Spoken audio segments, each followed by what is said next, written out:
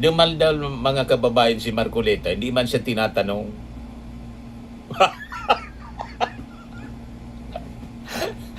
Hindi man siya tinatanong. Basta sinabi na lang niya yan doon sa kanyang programa sa Net25 kasi Iglesia ni Cristo itong si Marcoleta. Ngayon, ayaw niyang i-mention kung sino yung mga identities. Lumabas pa rin kung sino. Si Mike Defensor pala. Tapos may dalawa pang iba na nagbigay sa kanya.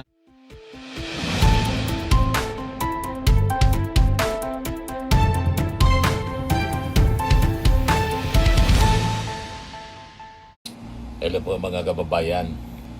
Ano anya Mr. Maravillas yung latest na balita ngayon? Yan po, pinahamak ni Senador Marcolita yung kanyang sarili. Yung kasong plunder mga kababayan. Sabi ni Ombudsman Boying Rimulya, all of the evidence niya came from him, from what he said in his confession in the Commission on Elections. These were not inventions. Even you know this. You watch all of his footage on Net25 in other stations. Nakita na ninyo mga kababayan. So lahat na mga alipores ni Digong. Lahat ng mga alipores mga kababayan ni Sara, puro na may kaso ngayon. Plunder. O, di ba? Mga kababayan. At ang ebidensya ay galing mismo sa kanila. True confession. Hindi man natin alam, mga kababayan. Hindi man alam ng ombudsman ang nagkwento ng kanyang plunder case, si Marcoleta mismo.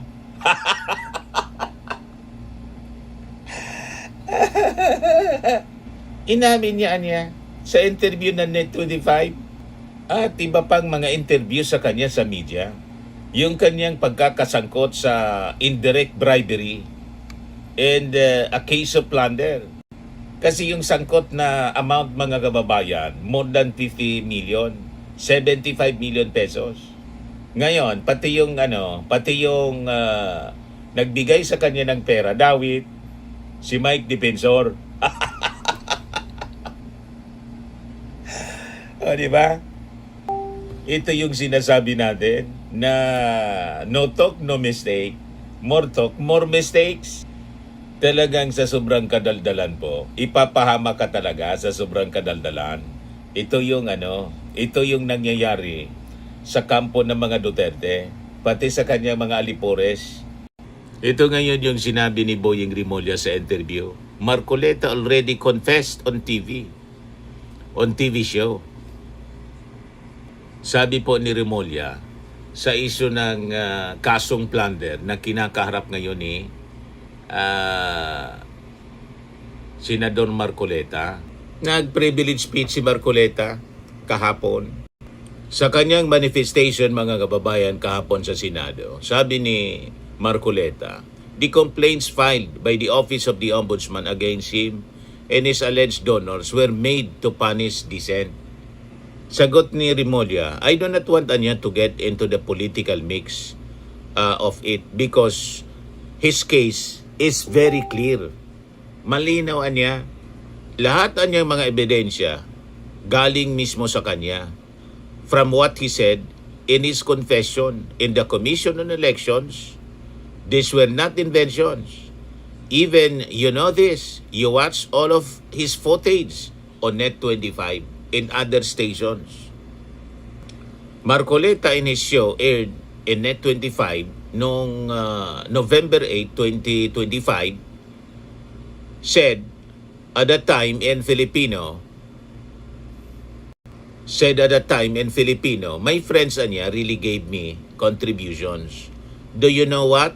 Their only request was just one Anya. Please accept our help. I was a congressman then. Kong, we believe you. You deserve to reach the Senate. Please accept this amount. There were many of them. they only had one request of me, that I would not disclose their identities. Dumaldal mga kababayan si Marcoleta, hindi man siya tinatanong.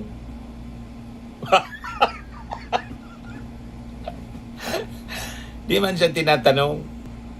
Basta sinabi na lang niya yan doon sa kanyang programa sa Net25 kasi Iglesia ni Cristo itong si Marcoleta. Ngayon, ayaw niyang i-mention kung sino yung mga identities. Lumabas pa rin kung sino. Si Mike Defensor pala. Tapos may dalawa pang iba na nagbigay sa kanya. Si Joseph Espirito and Aristotle Viray na damay sa kasong plunder and indirect bribery complaints. Pati yung mga donor niya, pinamag ni Marcoleta. O di ba? Mga kababayan, sa kadaldalan niya. O ito na tuloy yung latest. Breaking news. Marcoleta, Defensor, two others barred from leaving the Philippines. The Sandigan Bayan issues a travel ban against Senator Rodante Marcoleta, former Representative Defensor, and businessman Aristotle Viray and Joseph Espirito. Nagbigay na kay Marcoleta na kaso pa. Tapos ngayon, may hold departure order. Hindi na sila makalabas ng Pilipinas. Isabi ko sa inyo, pag dumikit ka sa mga Duterte senators, basta sa mga Duterte, pag dumikit ka, may magnet po ng kamalasan.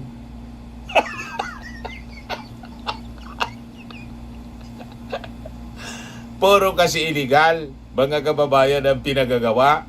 Labag sa batas. Nasilip ngayon ang ombudsman.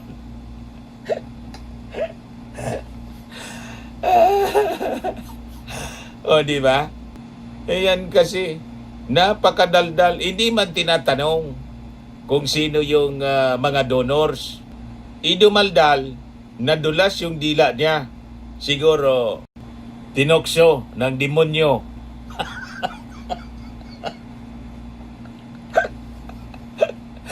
Biglang nakapag-confess, mga kababayan. Ayan tuloy, patong-patong na kaso. Damay, mga nadamay, pati yung mga donor niya. Plunder. Yan o. The complaint stated that this 75 million donation, kasi 30 million kay Mike Defensor, 25 million mula mga kababayan kay Espirito, and Viray 20 million naman. Kaya total 75 million. Hindi siya dineclare, mga kababayan, sa SALN. At pati sa kanyang sose, pinatawad ng hindi pinapanagot ng COMELEC, pinapanagot ngayon siya ng ombudsman kasi hindi kasama sa SALN.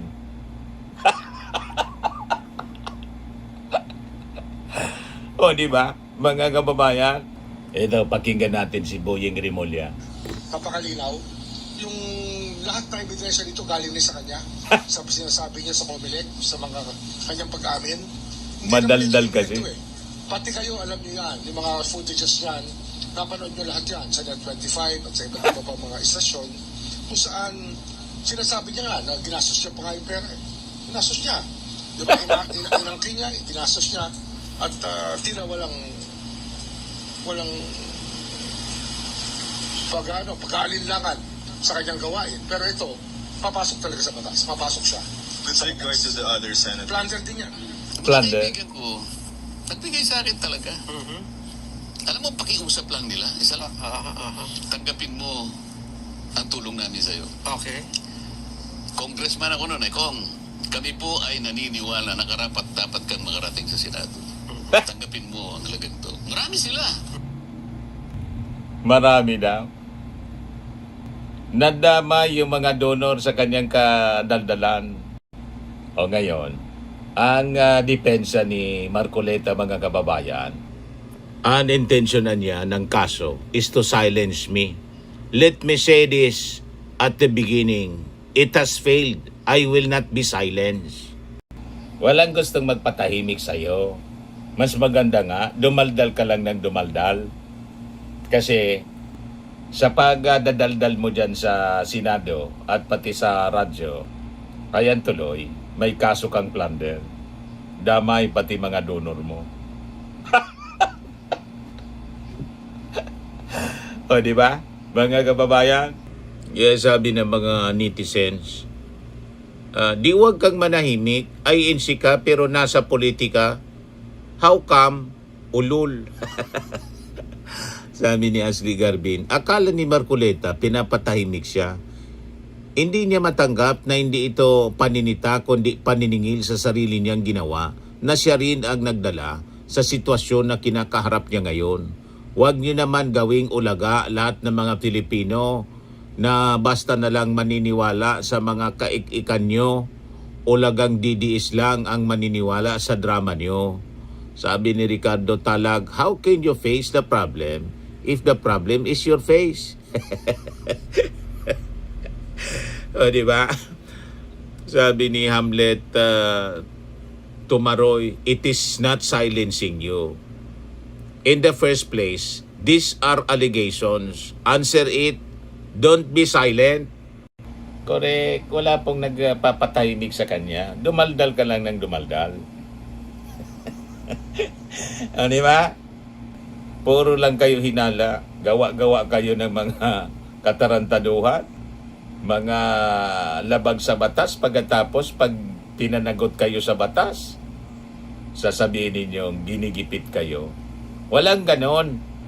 Sa husgado ka na lang magpaliwanag. Tama po, mga kababayan?